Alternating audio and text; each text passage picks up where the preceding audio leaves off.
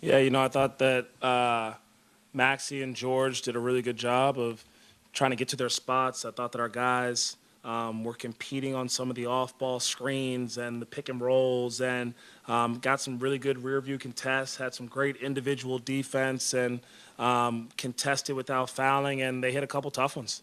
And I think that kind of fueled them. And then on top of it, at certain points during the game, when you make those runs and then you have some costly like fast break turnovers, you got to value those possessions a little bit better, and we got to put each other in a good position to succeed.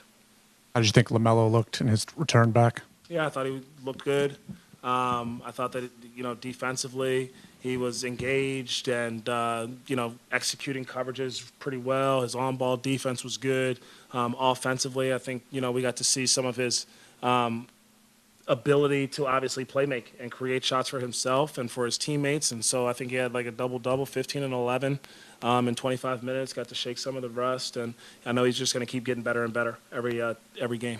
It looked like Brandon tweaked his ankle, came back in later on, or pretty soon after. It seemed like he tweaked it again. What did you see on that play, if anything? Yeah, I think that he might have stepped on a foot in front of our bench. I'm not sure whose. And then going down the other way, he drives, I believe it was George, and kind of lays it in. And just I think as he came down, like you said, he retweaked it. So we'll evaluate him, and I know our performance staff will be on top of it.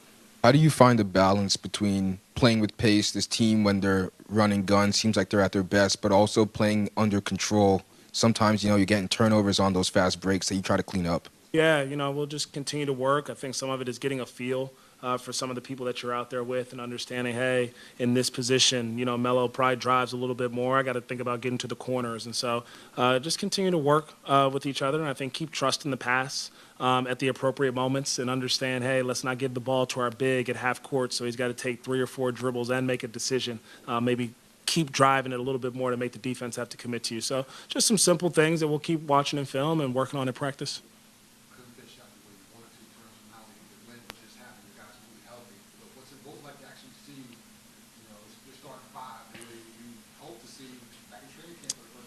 Yeah, no, it was great to see all those guys out there. I thought that, between Mark and Nick, they did a great job of having a really good paint presence early in that first half and blocking some shots and being active.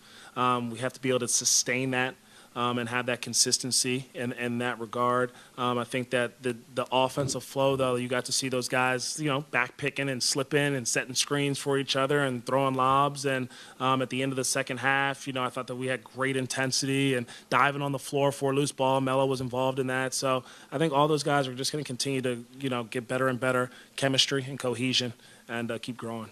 Going off of Rod's question with the starting lineups, you were able to deploy a lot of different lineups, whether it was like small or big, or trying to interchange Mark for Nick at some points. What was that like, having these guys back and being able to do different things and deploy players with the type of basketball you try to play? Yeah, I appreciate the players' open-mindedness and flexibility to go through some of these lineup changes and different rotations.